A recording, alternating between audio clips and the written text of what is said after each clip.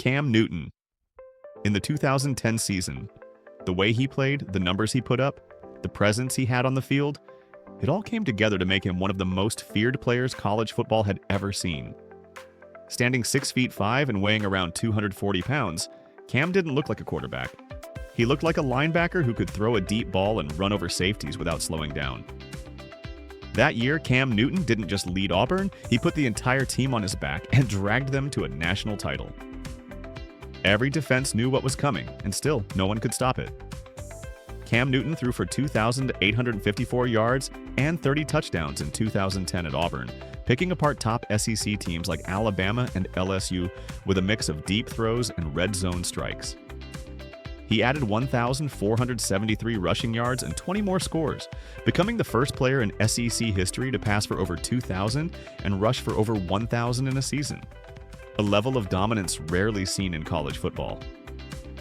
That kind of production in the toughest conference in the country made him a nightmare to prepare for. Defensive coordinators could scheme all week and still watch him blow through their game plan by the second quarter. Cam's most unforgettable play came against LSU. He took the snap, cut upfield, stiff-armed a defender into the dirt, and carried 2 more across the goal line like they were just extra weight. That play became known as the run, and it summed him up perfectly: tough, explosive, and impossible to bring down. What truly made Cam Newton scary was his mindset. He didn't run from contact, he embraced it. He wanted to break tackles, wanted to challenge defenders, and had the physical tools to back it up. And when he finally won the Heisman and led Auburn to a national title, he made it all look easy. Calm, confident, and completely in control. That's how Cam played. And that's why no one could stop him. Ronnie Lott. Most guys would tape their fingers or sit out to heal, but Ronnie Lott gave his up completely just to stay in the game. At USC in the late 70s and early 80s, Ronnie Lott built a reputation that still echoes across college football. He wasn't flashy, he wasn't loud, but every time he stepped on the field, you knew exactly who he was. The guy who would hit you so hard you'd question whether running that route had been worth it. Lott played defense with absolute commitment. He didn't care about style points. His goal was to stop the play, and he did it with total focus and fearlessness. Quarterbacks knew not to test him deep. Receivers knew not to get comfortable over the middle. He was known for being physical, smart, and always in the right place. And when he got there, he brought all of it with force. His toughness became legendary in the NFL, but the roots of that mindset were planted at USC. The most famous example came later when he badly injured his finger, and doctors told him it needed surgery. That would mean missing games. Lott didn't even hesitate. He had part of the finger amputated just so he could keep playing. At USC, he was a team captain, an All-American, and a national champion. He totaled 250 tackles and 14 interceptions. But the numbers don't tell the full story. What made Ronnie Lott terrifying was how he carried himself. No trash talk, no showboating. Just quiet intensity and a deep need to win. Opponents feared him because they knew what was coming and they couldn't stop it. Coaches trusted him because he never took a play off. And teammates followed him because he earned their respect every single day. Ray Lewis was more than just a linebacker. He was the pulse of every defense he led. Known for being one of the greatest linebackers in NFL history, Lewis had a presence that was felt long before his first snap. At the University of Miami, he made his name with speed, violence, and a level of intensity that set him apart. What made Ray Lewis terrifying wasn't just how hard he hit. It was how locked in he was. Before games, he'd emerge from the tunnel through clouds of smoke, stomping and twisting his famous squirrel dance. On the field, Lewis was everywhere. He read plays before they unfolded, moved like a safety, and hit like a freight train. When Ray Lewis was playing at the University of Miami, there was a game in 1995 against West Virginia that people still talk about today. It was 3rd down, and the offense only needed a few yards for a first down. As soon as the running back got the ball, Ray shot through the line and tackled him behind the line of scrimmage, like he already knew exactly what play they were going to run. Even his own teammates fed off his energy.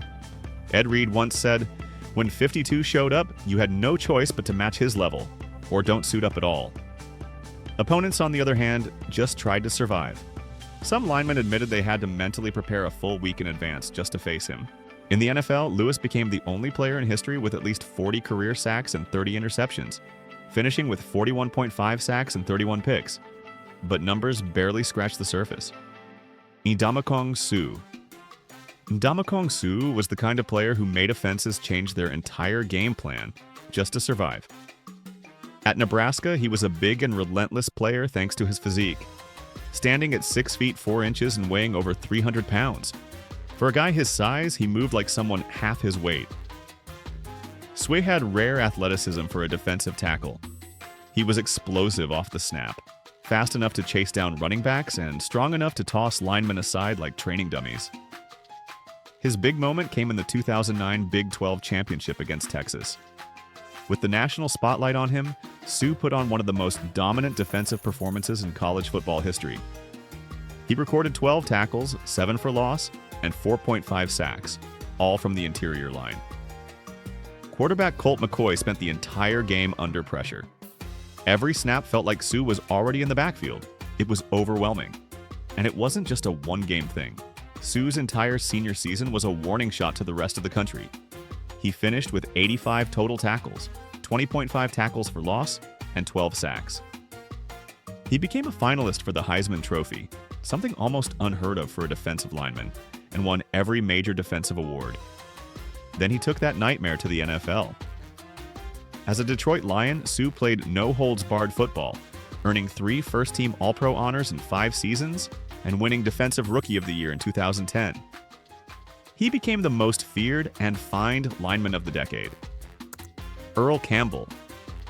Earl Campbell was a beast, starting with his size, his strength, and his mindset. At the University of Texas, defenders didn't look forward to tackling him. They tried to survive a match.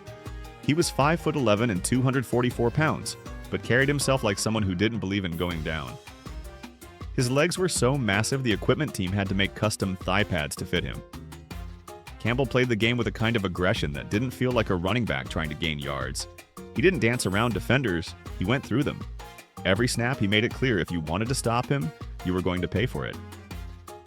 In 1977, he tore through teams all season, finishing with over 1,700 rushing yards and 19 touchdowns, winning the Heisman Trophy. Coaches tried stacking the box. It didn't work. Defensive backs tried going low. That didn't work either. He would lower his shoulder, push through contact, and keep moving until the field ran out. His reputation didn't fade after college. It followed him into the NFL, where it got even worse for opponents. In his rookie year, he squared up against Rams linebacker Isaiah Robertson, met him in the gap, and sent him backward. Another defender reached out and ended up with nothing but a torn jersey. Campbell just kept going. Players who faced him remembered how sore they were the next day. Steelers legend Joe Green said Campbell hit harder than any back he had ever faced. Cowboys safety. Cliff Harris said, "You didn't just recover from an Earl Campbell game. You had to plan for how to walk the next day." He finished his college career with 4,443 rushing yards and 40 touchdowns. But what really stuck with people wasn't the numbers. It was the way he broke tackles and the people inside them. Dick Butkus. At Illinois in the early 1960s, Dick Butkus was the kind of player who seemed to be everywhere at once. Whether it was linebacker, center, captain, enforcer, whatever role the team needed, he handled it, and he handled it hard. What made him scary wasn't just the hits, though there were plenty of those. It was his presence. Butkus had a way of standing at the line that made the other team uneasy. Coaches called him the toughest player they ever saw. Teammates trusted him to set the tone. Opponents quietly hoped the play went somewhere else. At linebacker, he was relentless. At center, he snapped the ball, then turned around and punished the guys trying to stop him. He played both sides of the ball at a high level, which is rare enough. But to do it with that kind of aggression? That was Butkus. In 1963, he led Illinois to a Big Ten title and a Rose Bowl victory. He made 145 tackles that year, many of them the kind that changed the feel of a game. Not just a stop, an ending. That same season, he was named All-American, on offense and defense. He finished third in Heisman voting as a linebacker. That alone says everything. Defenders don't win awards like that, unless they're Butkus. He went on to the NFL and kept up the same pace, 22 interceptions, 27 fumble recoveries, and a reputation for being the last person you wanted to meet in open space. They named the National Linebacker Award after him because no one embodied the position better. Lawrence Taylor. Before he ever stepped onto an NFL field, Lawrence Taylor had already built a reputation that echoed across college football. At North Carolina, he wasn't just any linebacker. He was a problem no one knew how to solve. He came off the edge faster than most running backs and hit like he was trying to shut the game down completely. In 1980, his senior year, Taylor put together one of the most dominant defensive seasons the ACC had ever seen. He finished with 16 sacks, still a school record, and earned consensus All-American honors. Opposing quarterbacks didn't just study film, they braced for impact. Linemen tried to get in his way, but few could slow him down, and fewer still got back up without a story to tell. At 6 feet 3 inches, 240 pounds, with uncommon speed and explosion, Taylor played with a kind of fury that changed momentum in an instant. He didn't wait to read the play. He attacked. Coaches on the sidelines saw their schemes fall apart the moment he started moving. NFL scouts were already calling him one of the most dangerous defensive prospects ever, and when he entered the league in 1981, they realized he wasn't just hype. He was a force that changed how teams played offense. His speed off the edge forced franchises to rethink protection. Left tackles became high-priority picks because of him. That violent hit on Joe Theismann in 1985? That wasn't an outlier. That was what Taylor did. Arrive fast, hit hard, and change everything. His NFL career only confirmed what college football already knew. Lawrence Taylor wasn't just great. He was disruptive, relentless, and ahead of his time. And it all began in Chapel Hill, where one of the game's most feared defenders first learned how to take over a game, with speed, power, and total control. Bo Jackson. At 6 feet 2 inches, 230 pounds with world-class track speed and the body of a heavyweight, Bo was built like a superhero. At Auburn, he didn't just outrun SEC defenders, he embarrassed them. Bo had Olympic-level burst, he qualified for the U.S. Olympic trials in the 100 meters, and enough lower body power to turn goal-line scrums into highlight reels. If you took the wrong angle, Bo wasn't juking you. He was sending you airborne. He finished his career as Auburn's all-time leading rusher with 4,303 yards and won the Heisman in 1985.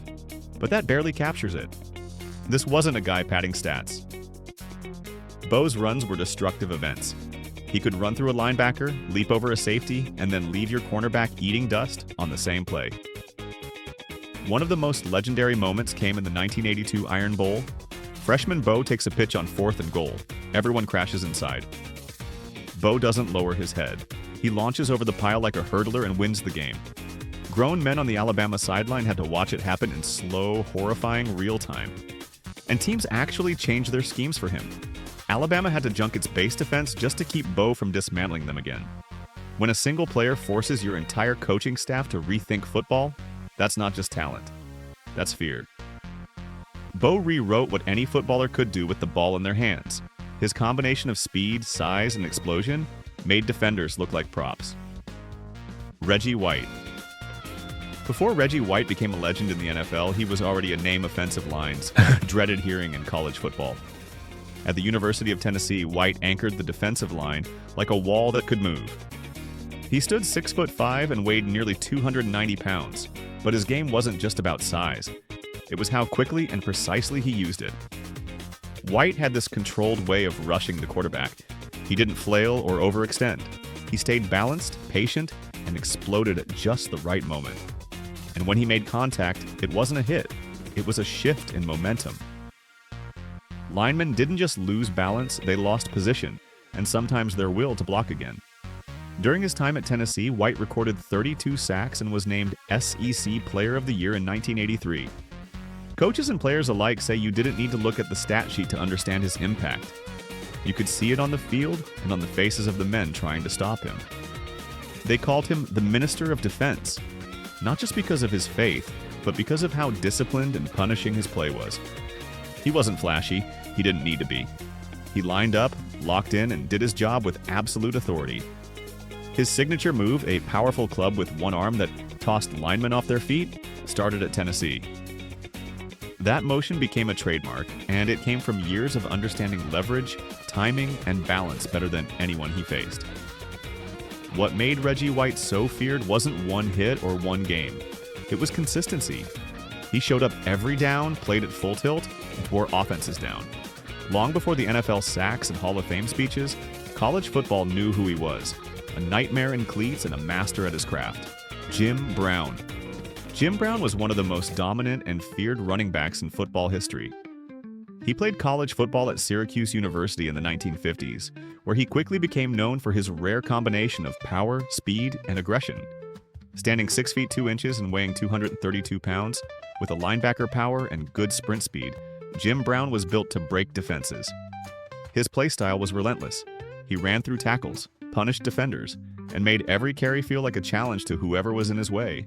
Brown's most iconic college moment came in 1956 against Colgate, where he scored 6 rushing touchdowns and kicked 7 extra points, for 43 points in a single game. That performance wasn't just impressive, it was historic.